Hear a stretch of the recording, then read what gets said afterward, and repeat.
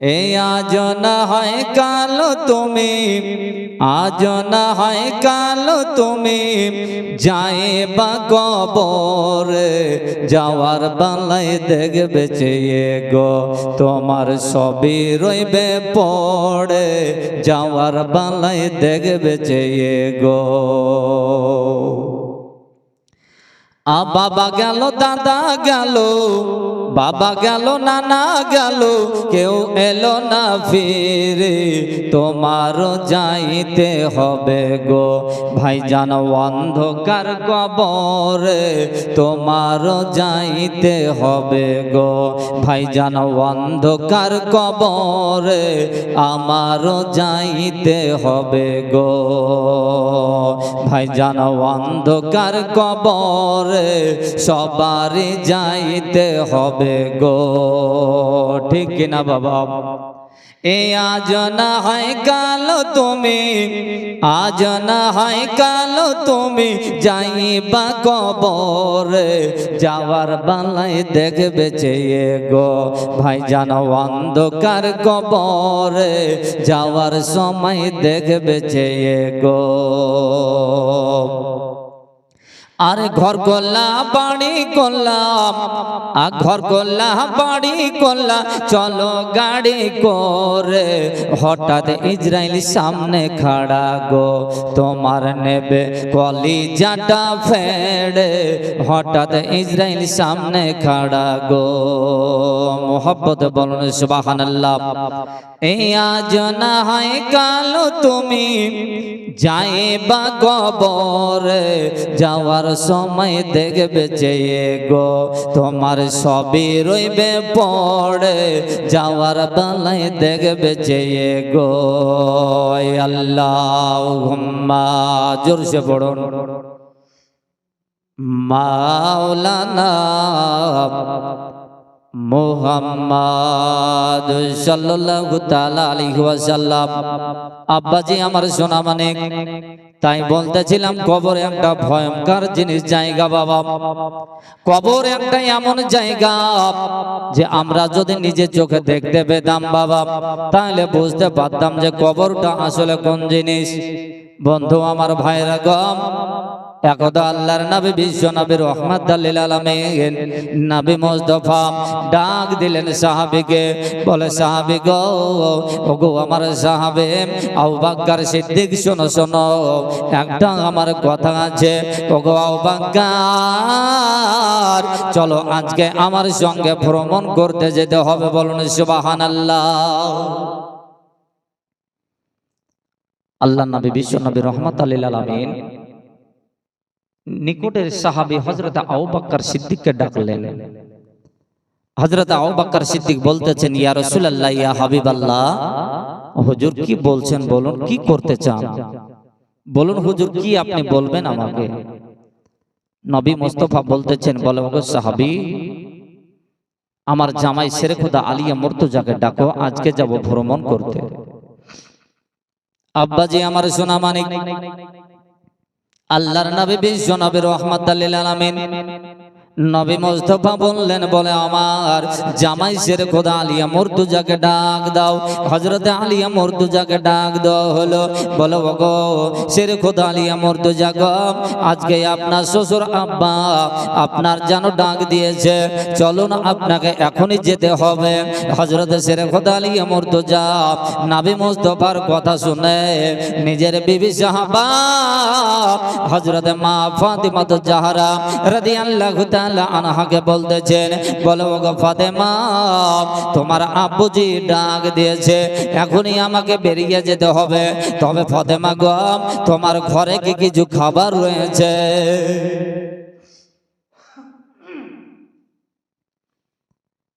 নবী মুস্তাফার বেটি হযরত মা ফাতেমা বলতেছেন, বলে ওগো আমার মাথার তাজ, ওগো নবী মুস্তাফার জামাই, আমার ঘরে কিন্তু খাবার বলতে শুধুমাত্র 3খানা রুটি রয়েছে। বলুন সুবহানাল্লাহ। যে 3টা রুটির সঙ্গে কোনো রকমের তরকারি ছিল না, নুন লবণ ছিল না, রুটি 3টি যে খাবো তার কোনো জিনিস ছিল না, শুধুমাত্র শুকনো 3খানা রুটি। হযরতে মা ফাতেমা বলতেছেন, বলে স্বামী গো, এই তিনখানা রুটি এই দেখেন আমি রুমালে করে বেঁধে দিলাম, পকেটে ভরে নিয়ে যান, হয়তো কোন সময় আপনাদের প্রয়োজন হতে পারে। আব্বাজি আমার সোনা মানিক, নবী মুস্তাফার বেটি হযরত মা ফাতেমা জাহরা রাদিয়াল্লাহু তাআলা আনহা তিনখানা রুটি রুমালে করে বেঁধে দিলেন।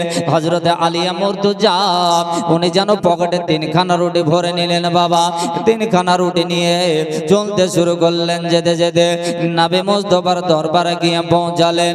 নবী মুস্তাফাকে গিয়ে যেন সালাম করলেন, আসসালাতু ওয়াসসালামু আলাইকা ইয়া রাসূলুল্লাহ, আসসালাতু আসসালামু আলাইকা ইয়া হাবিবাল্লাহ। হুজুর আপনি আমাকে ডেকেছেন? বলে হ্যাঁ ডেকেছি। বলে বলুন ইয়া রাসূলুল্লাহ কি করতে পারে, আপনার জন্য কি খিদমত করতে পারে? নবী মুস্তাফা বলতেছেন, বলে আলী গো, ওগো আমার আহ্বানকার, আজকে আমার মন জেগেছে, মনটা আমার চেয়েছে আমি নবী মুস্তাফা আমার সঙ্গে চলো, আজকে আমি নবী ভ্রমণ করতে যাব। বলুন সুবহানাল্লাহ। ভ্রমণ করতে যাব, ঘুরতে যাব, চলো। দুইজন সাহাবীকে নিয়ে আল্লাহর নবী বিশ্ব নবী রাহমাতুল লিল আলামিন বাড়ি থেকে রওনা হলেন। হাঁটতে হাঁটতে যেতে যেতে যেতে যেতে চলতে চলতে রাস্তা দিয়ে অনেকটা রাস্তা হেঁটে যাওয়ার পরে, অনেক রাস্তা অতিক্রম করার পরে আল্লাহ রাসূল আকা মাওলা দোজাহানের নবী, দোজাহানের বাদশা নবী আমার দয়ার রাসূল যেন আপনার হঠাৎকার রাস্তায় চলতে চলতে দাঁড়িয়ে গেলেন, আর দুই চোখের পানি ছেড়ে দিয়ে নবী কান্না করতে শুরু করলেন। বলেন সুবহানাল্লাহ। এই আব্বা আপনি কি ঘুমাচ্ছেন বাপ? একটু মোহাব্বতে বলুন সুবহানাল্লাহ। আর একদিকে দাদা আমার দেখুন শুয়ে পড়েছে। এ বাবা, দয়ার নবী মায়ার নবী দুই চোখের পানি ছেড়ে দিয়ে কান্না করতেছে। সাহাবী দুইজন সাহাবী আপনার জানো হযরত আবু বকর নবী মুস্তাফার চেহারা মুবারকের দিকে তাকিয়েছেন, হযরত শের খোদা আলিয়া মুর্তজা তাকিয়েছেন। এই কারণটা আপনার বুঝতে পারলাম না। নবী মুস্তাফার সঙ্গে একই সঙ্গে চলতেছিলাম, আর হঠাৎ দেখছি যে দয়ার নবী মায়ার নবী নবী মুস্তাফা জানো চলতে চলতে হঠাৎ দাঁড়িয়ে গিয়ে আল্লাহ রাসূল যেন কেন আপনার চোখের পানি ছেড়ে দিয়ে কান্না করতেছেন, এই ব্যাপারখানা তো জানতে পারছি না, এটা আপনারা বুঝতে পারতেছি না। নবী মুস্তাফাকে সাহাবী দুইজন বলতেছেন, ইয়া রাসূলুল্লাহ, ইয়া হাবিবাল্লাহ, হুজুর আপনার কান্না দেখে আমরাও কাঁদতে লেগেছি হাবিব গো।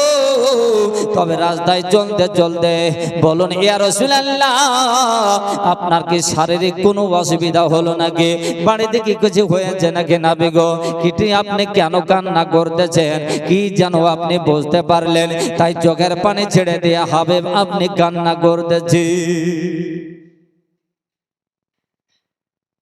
আল্লাহ রাসূল বিশ্ব নবী আমার বলতেছেন, সাহাবী গো এই কান্নার ব্যাপারটা, কান্নার বর্ণনা আমি নবী হাবিবুল্লাহ তোমাকে শোনাবো, তবে একটা তারাকে কাজ করো, জলদি করে যাও, যেখানে পাবে খেজুরের একটা ডাল ভেঙে নিয়ে এসো, ওই খেজুরের ডালটাকে নিয়ে আসার পরে তোমাদেরকে সব ঘটনা বলবো। চিৎকার দিয়ে বলুন সুবহানাল্লাহ।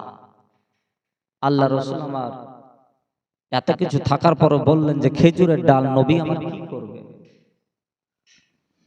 আল্লাহ রাসূলের কথাটাকে শোনার পরে নবী মুস্তাফার সাহাবী দুইজন সাহাবী ছুটতে শুরু করলেন।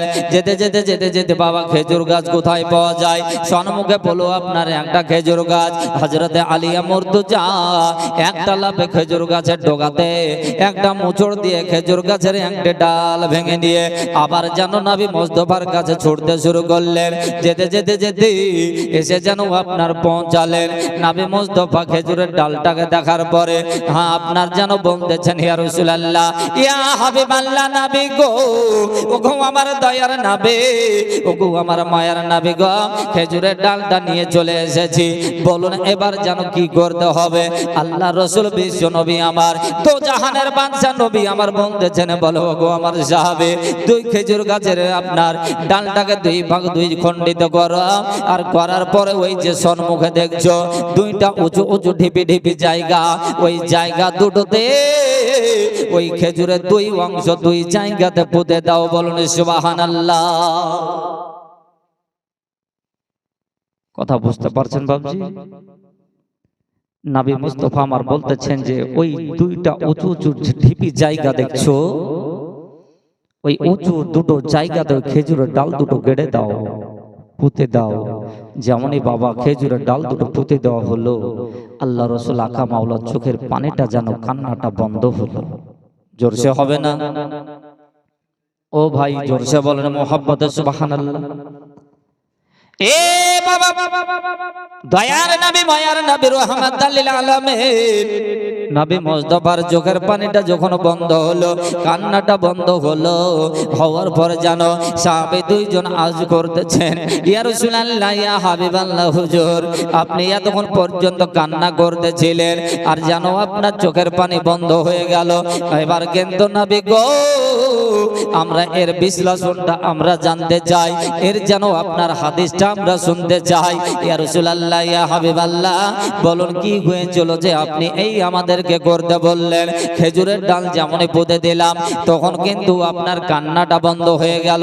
আল্লাহ রাসূল আকা মাওলা বিশ্ব নবী আমার বলতেছেন, জানো ওগো আমার সাহাবীরা, শোনো শোনো শোনো, ওই খেজুর গাছের ডালটাকে দুই জায়গাতে পুঁতে দেওয়ার উদ্দেশ্যটা হলো এটাই যে আমার আল্লাহ পাক আল্লাহ তাআলা ওই খেজুর গাছ ডাল দুটো পুঁতার ওসিলাতে, আমি নবী হাবিব রাহমাতাল লিল আলামিনের ওসিলাতে ওই যেন দুটো আপনার উঁচু উঁচু ঢিপি জায়গা দুটো দেখছো, ওই দুটো জায়গা হচ্ছে দুইজন ব্যক্তি আমার উম্মত উম্মতের কবর। বলুন সুবহানাল্লাহ।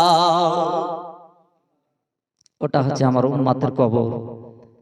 আর আমি দরদি নবী আমার উম্মতের কান্না দেখে, তাদের কষ্ট দেখে আমি হাবিব সহিতে পারলাম না। বলুন সুবহানাল্লাহ। কেন হুজুর আমরা তো বুঝতে পারছি না? বলো ওগো আমার সাহাবীরা, শুনে নাও শুনে নাও, তোমরাও যদি বুঝতে পারতে সাহাবী গো, তাহলে কিন্তু শোনো একটা কথা শোনো, তোমরা আমারকে বলো হুজুর আমরা গোলাম আপনার সাহাবী আপনার প্রেমিক, বলে তোমাদের আমি কে? বলো হুজুর আপনি তো হচ্ছেন আমাদেরও হচ্ছেন রাহমাতাল লিল আলামিন, আপনি হলেন আমাদের নবী। ওগো সাহাবী শুনে নাও জেনে রেখে দাও, আজকে যদি তোমরাও এই ব্যাপারটা জেনে নিতে তাহলে কিন্তু তোমরা যে আমার সাহাবী আর আমি হচ্ছি তোমাদের নবী, এই নবীর মধ্যে সাহাবীদের মধ্যে ভাগ হতো না, তাহলে কিন্তু তোমরাও নবী হয়ে যেতে, ঠিক কিনা বাবা? তোমরাও নবী হয়ে যেতে। এর জন্য তো ভাগ যে তোমরা হচ্ছে আমার সাহাবী আর আমি হচ্ছি তোমাদের নবী মুস্তাফা। বলুন সুবহানাল্লাহ। নবী কাকে বলে? যে নবী আমার যেন আপনার দোজাহানের নবী, নবী জমিনের ভিতরে মাটির তলাতে আযাব চলছে, উম্মতের কষ্ট আমার নবী সহিতে পারছেন না, যে নবী মুস্তাফা এখনো পর্যন্ত রওজা শরীফে এই উম্মতের জন্য শুধুমাত্র কান্না করতেছেন, রব্বি হাবলি উম্মতি, রব্বি হাবলি উম্মতি। এ আল্লাহ আমার উম্মতের কি উপায় হবে? বলুন সুবহানাল্লাহ। আজকে আপনি আমি কিন্তু সেই নবীর জন্য চিন্তা করি না বাবা, ওই নবীকে আমরা স্মরণ করি না, করি ভাইজান? এ তরুণ যুবক ভাইরা শুনে রেখে দিন, জেনে রেখে দিন, আজকে যদি আপনি ডাক্তার হতে চান তাহলে কিন্তু আপনার নবীকে স্মরণ করুন, ডাক্তার হয়ে যাবেন।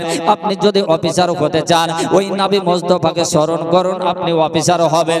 আপনি যদি প্রফেসর হতে চান ওই নবী মুস্তাফাকে স্মরণ শ্রদ্ধা করুন, আপনার প্রফেসর হবেন। ও বন্ধু আমার শোনা মানে গো, আপনি যদি হাই স্কুলের টিচার মাস্টার হতে চান, আপনি যদি ডাক্তার হতে চান ওই নবীর মোহাব্বত নিয়ে আপনি ডাক্তার হবেন। কেননা নবীর মোহাব্বত নিয়ে যদি অন্তরে মোহাব্বত খানা নিয়ে যদি বাবা আপনি যেই কাজ করবেন ওই কাজে আপনি সাকসেস হবেন বন্ধু। আর ওই নবী মুস্তাফার মোহাব্বত নিয়ে আপনি যদি মারাও যান, মারা যাওয়ার পরে কবর হবে না, আপনি জান্নাতে জান্নাতে। বলুন সুবহানাল্লাহ। ঠিক না ভাই? মরার পরও কিন্তু নবীর যদি আপনার মোহাব্বত অন্তরে থাকে তো মরার পরও কবর হবেন জান্নাতে। ওগো আমার সুন্নি তরুণ যুবক ভাইরা, তাই তো বলতেছিলাম বন্ধুগো যে ওই নবীকে বেশি বেশি আপনার মোহাব্বত করুন, ওই নবীকে আপনার বেশি বেশি যেন ভালোবাসতে শিখুন। যেই কাজ করবেন ওই কাজে আপনি ফায়দা পাবেন বন্ধু আমার ভাইরা। আল্লাহর নবী কাকে বলে? যে নবী মুস্তাফা হবে বললা মাটির তলাতে কই আপনার ঘুরতেছে, আপনার নবী উপর থেকে দেখতে পান। শুধু তাই নাই বেরাদার, আপনি আমি যে এই জলসা মাহফিলে বসে আছি, কে আপনার বাদাম খাচ্ছে, কে আপনার মেলাতে ঘুরছে, এটাও কিন্তু আমার নবীর রওজা থেকে দেখতে পান। বলুন সুবহানাল্লাহ। বাবাজি আমার মুসলমান, আজকে কান খুলে শুনে যান বন্ধু, একদিকে আমরা শুনি আর একদিকে আপনার সকাল হলে ভুলে যায়। কিন্তু বন্ধু আমার ভাইরা গো, ওই নবী আপনার কাকে বলে যে নবী মুস্তাফা কবরের তলে, মাটির তলাতে কবরে আযাব হচ্ছেন, এটা নবী আমার উপর থেকে দেখতে পাচ্ছেন। নবী মুস্তাফা আমার এর জন্যই নবীকে বলি যে নবী হচ্ছেন ইলমে গায়েবের খবর দেনেওয়ালা নবী। নবী আপনার আসমানের খবর জানে ঠিক কিনা, নবী আমার জমিনের খবর জানে ঠিক কিনা। নবী মুস্তাফা আকা মাওলা সমস্ত জায়গার খবর রাখনেওয়ালা নবী, যার জন্য নবী হচ্ছেন ইলমে গায়েবের খবর জাননেওয়ালা নবী।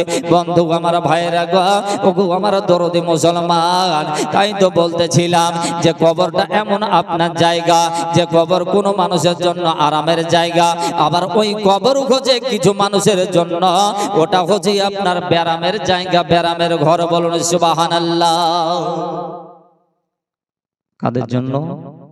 কাউরির জন্য আরামের ঘর, আবার কাউরির জন্য ব্যারামের ঘর।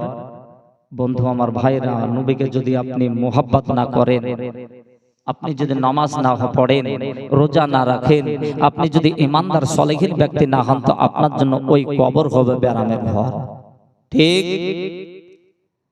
আর আমার ওই দোজাহানের নবী বিশ্ব নবী রহমাতুল লিল আলামিন পয়গম্বরে আযম নবী মুস্তাফাকে অন্তরে মোহাব্বত নিয়ে কবরে যাবে, তো আপনার জন্য হবে কবর জান্নাত। বলুন সুবহানাল্লাহ। আমরা জান্নাতি হতে চাই না দোজখে হতে চাই বন্ধু? আমরা সব জান্নাতি হতে চাই। আব্বাজি আমার সোনা মানে গম যে নবীর উপরে বেশি বেশি করে দরুদ শরীফ পড়ুন। ওই নবী মুস্তাফা একদিন ওই দরুদের ফজিলত গুছিয়ে গুছিয়ে রাখবেন, জমিয়ে রাখবেন। একদিন কিন্তু এই দরুদের ফজিলতে আপনি বন্ধু জান্নাতে হবেন। বলুন সুবহানাল্লাহ। আল্লাহুম্মা মাওলানা মুহাম্মাদ ওয়ালা আলে মাও এ রহমতে আলম নবী নূরে মুজাসসাম, রহমতে আলম নবী নূরে মুজাসসাম। সাহাবীরা আতর বানাই ওই নবীজির ঘাম। বল সাহাবীরা আতর বানাই ওই নবীজির ঘাম। মোহাব্বতে বলুন না সুবহানাল্লাহ। এ রহমতে আলম নবী নূরে মুজাসসাম। সাহাবীরা আতর বানাই ওই নবীজির ঘাম।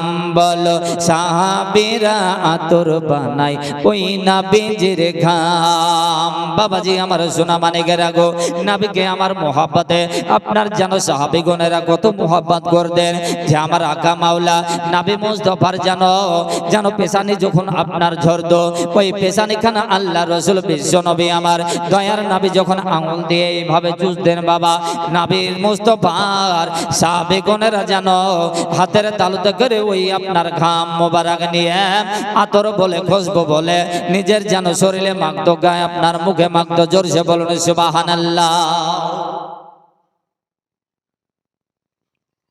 আমার আকা মাওলা রহমাতুল লিল আলামিন যেই দিকে বলতেছিলাম যে হাদিস, নবী আমার হাদিস বলতেছেন, বলো গো সাহাবী, আমি যে কাঁদতেছিলাম এর কারণটা কি জানো? বলে ইয়া রাসূলুল্লাহ, ইয়া হাবিবাল্লাহ, একটু বললে আমরা বুঝতে পারতাম। বলে শোনো গো আমার সাহাবে, ওগো আমার আহ্বাগার গো, ওগো সেরে খোদা আলিয়া মুর্তজা, শোনো শোনো, দেখো আপনার কান খুলে শুনে নাও, শুনে নাও। ওই যে উঁচু উঁচু দুটো ঢিপি জায়গা দেখছো, ওই ঢিপি জায়গা দুটো আমার যেন দুইজন উম্মাদের কবর রয়েছে। আর ওই কবরের মধ্যে